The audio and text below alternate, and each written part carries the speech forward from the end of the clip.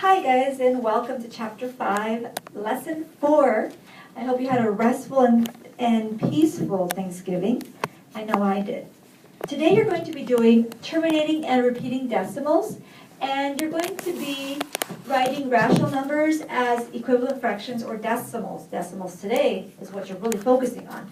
So we're going to ask ourselves, what is a rational number and what is an irrational number? A rational number can be a negative number, a negative integer. It could be a percent. It could be a whole number, a positive number, as long as you can make them into fractions. And for example, if I take a look here, you have something that we call bar notation is used when a number keeps repeating. I will literally put a little bar over the numbers that repeat. So here I have 5, 4, 5, 4, 5, 4, and guess what? The 5 and the 4 repeat. So there's a bar, a little crown, if you will, on top of the 5 and the 4. On this example, you have 0.58333333, and because that's the number that repeats, that's the only one that gets the bar notation. So when I go to write it, I have 0.583, and only the 3 has a repetitive bar, or the bar notation. So anything that can be written as a fraction is a rational number. So what would be an irrational number? An irrational number is a number that just is, like we say, irrational. If you've ever talked to somebody who's irrational, they talk in tangents, they make no sense, they go from one topic to another topic to another topic. You can't follow them. They're just all over the place. And that is a good way to remember an irrational number. See how these ones have a pattern?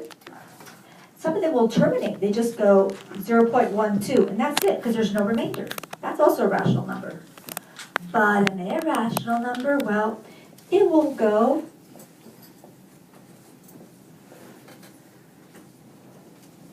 whoop, and go, and it just seems like it doesn't have a pattern, and it's never going to end. It just keeps going. That is called an irrational number, and that is different than a rational number, where you actually have a pattern or it terminates the decimal when you're dividing. Okay, and again, a rational number can be written as a fraction. So these are examples of them. It could be a repeating decimal. It could be a terminating decimal. It could be a percent. It could be any integer. Those are all rational numbers. In our example, we're going to do 5 12s, and they're asking you to make this fraction into a decimal. So here I go. I'm going to put top dog in the house. I'm going to divide. 12 goes into, well, it doesn't go into 5, so I'm going to put 0. 12 goes into 50. How many times? Oh, we say 4. You get 48. I subtract. I get 2.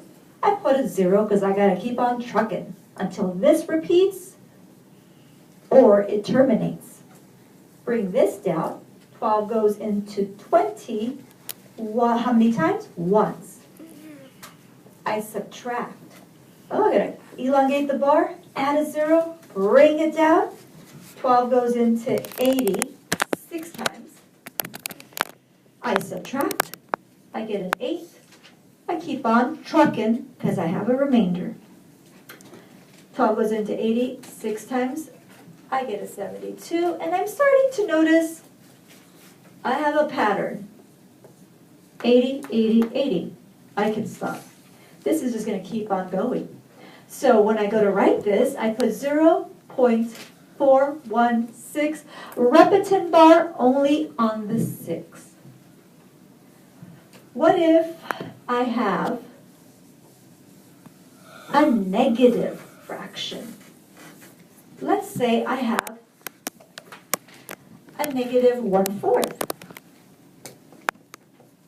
And they asked me to make this into a decimal. So I am going to do the exact same thing. I'm going to put the top dog in the house, 4 on the outside, add a 0. 4 goes into 10 twice.